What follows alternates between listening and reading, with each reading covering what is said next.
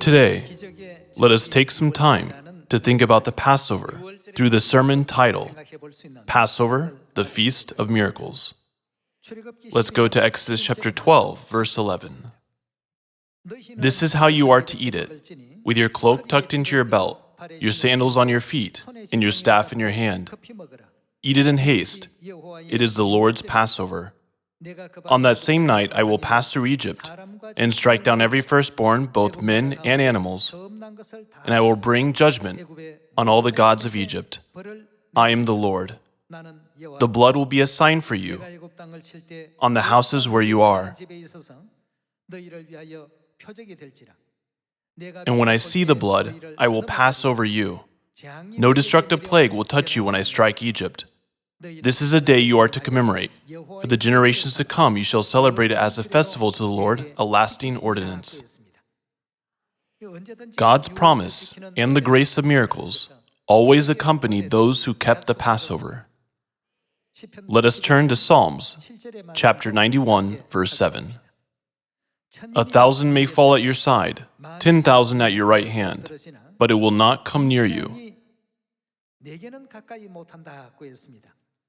You will only observe with your eyes and see the punishment of the wicked. If you make the Most High your dwelling, even the Lord, who is my refuge, then no harm will befall you, no disaster will come near your tent, for he will command his angels concerning you, to guard you in all your ways. They will lift you up in their hands, so that you will not strike your foot against a stone. Isn't the promise God has given his people, who keep the Passover of the New Covenant, so precious, gracious, and awesome? God teaches us why the Passover is an indispensable truth in the times we are living in now. Let's take a look at Ezekiel chapter 7, verse 2. Son of man, this is what the sovereign Lord says to the land of Israel. The end has come upon the four corners of the land. The end is now upon you, and I will unleash my anger against you. I will judge you according to your conduct, and repay you for all your detestable practices. I will not look on you with pity or spare you. I will surely repay you for your conduct and the detestable practices among you. Then you will know that I am the Lord. This is what the sovereign Lord says. Disaster, an unheard of disaster is coming.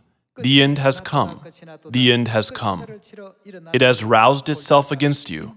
It has come. Doom has come upon you, you who dwell in the land. The time has come. The day is near. There is panic, not joy, upon the mountains. There are so many unheard of disasters occurring these days.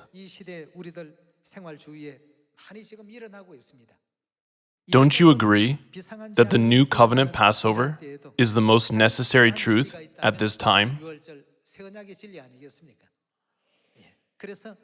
That is why God said his people should always have a mark on their foreheads to escape disasters. Let us read the word of God in Ezekiel chapter 9, verse 3. Now the glory of God of Israel went up from above the cherubim, where it had been, and moved to the threshold of the temple. Then the Lord called to the man, clothed in linen, who had the writing kit at his side, and said to him, Go throughout the city of Jerusalem, and put a mark on the foreheads of those who grieve and lament over all the detestable things that are done in it. Now let's see, verse 5. As I listened, he said to the others, Follow him through the city and kill, without showing pity or compassion. Slaughter old men, young men, and maidens, women and children. But what will happen to those who have the mark? Do not touch anyone who has the mark.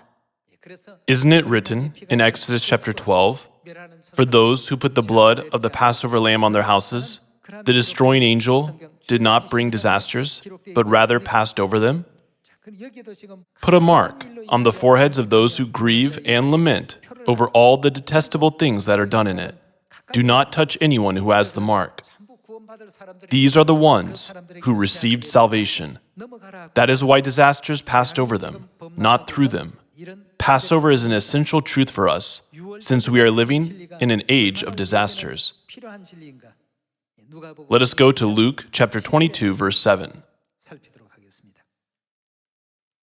Then came the day of unleavened bread, on which the Passover lamb had to be sacrificed.